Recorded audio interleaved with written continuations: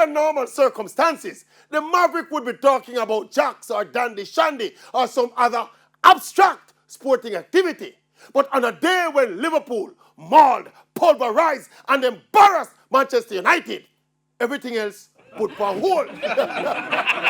Outside of the fact that this was one of the best execution of high-quality technical football we've seen from Liverpool all season, the best part of the evening for me was to see how awful Manchester United was and to see how wide the gulf is between Liverpool and a worthless-looking Man U. Not even the bitter rivalry could have helped them. They are so worthless as a team. Even if them did want to compete with Liverpool, them could not compete.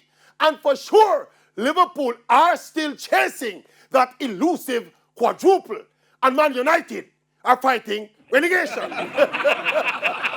But that no matter this evening. We're just celebrating another monumental moment when Liverpool fans can savor another opportunity to plant with foot on the neck of Manchester United and rub them out.